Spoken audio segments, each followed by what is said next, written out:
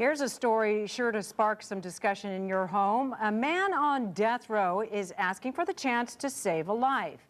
If he is medically and mentally fit, should he be allowed to become a living organ donor? In tonight's Storyteller segment, Carrie Pena takes a closer look. Carrie? Well, John Sansing says he wants to anonymously donate a kidney, but it's a complicated issue, both from a practical and a moral perspective. We begin with a Valley man who is on the waiting list for a kidney. He's one of several thousand people here in Arizona whose life depends on finding a match. It's a daily battle. Thank God every day I put my feet on the floor when I wake up. Brett Borden is in full kidney failure. The father of 3 is on dialysis 10 hours a day. The rest of the time he has to work to try to keep supporting his family. I wouldn't wish it on my worst enemy, having to go through dialysis. Sadly, Brett's story is not unique. Just at Banner Good Samaritan Medical Center alone, 522 people are waiting. There's a great shortage. Every year thousands of people die waiting. At the same time, here at the Iman Prison Complex in Florence, there's a man who says he's just waiting for the chance to save someone's life. Trouble is, he's a death row inmate. In 1998, John Sansing sexually assaulted and murdered a church volunteer named Trudy Calabrese. Calabrese was described as caring and compassionate, a woman who was always willing to help.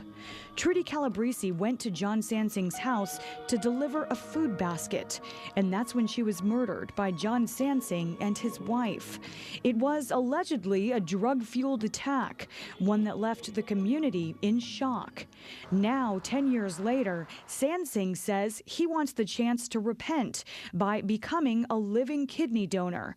In a series of letters written to 3TV, Sansing claims his motive is altruistic, that he simply wants the chance to be tested to see if he's a match for someone on the waiting list. The Department of Corrections will consider his or her request on a case-by-case basis. In Sansing's case, they said no, mainly because no one has made a specific request for him to donate. You need a recipient to come to you and say, I'm requesting this guy's kidney. Yes, when there's a inmate seeking to be a living organ donor, there must be a bona fide recipient request. It's a complicated issue. Moving a prisoner to the hospital requires manpower and money. But some say even if one life can be saved, it might be worth closer consideration. If it has no effect on their sentence, what could be anybody's objection other than denying him the opportunity to say, well, I finally did something decent in my life? Chaplain Dave Goodall works with ex-cons every day. He believes the prison population should be allowed to give back. No one is beyond redemption. Should we deny the right of a prisoner the opportunity to give the gift of life? And that's a huge question. State Senator Rebecca Rios also got a letter from inmate John Sansing, and the letter got her attention.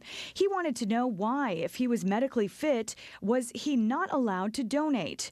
Rios is now considering legislation that would open the door to this discussion. The point of my legislation is not to provide some sort of comfort for prisoners, but rather to fill the need. The need for donors is immense. In Arizona, there are an estimated 2,000 people waiting for a life-saving organ. People like Ken Hardin. Did the thought cross your mind that you might not make it? Yeah, the thought crossed my mind. After years on the waiting list, Ken Hardin, a father and grandfather, finally got the transplant he so desperately needed. A woman from another state anonymously donated her kidney. I can't put into words what getting a kidney meant to me.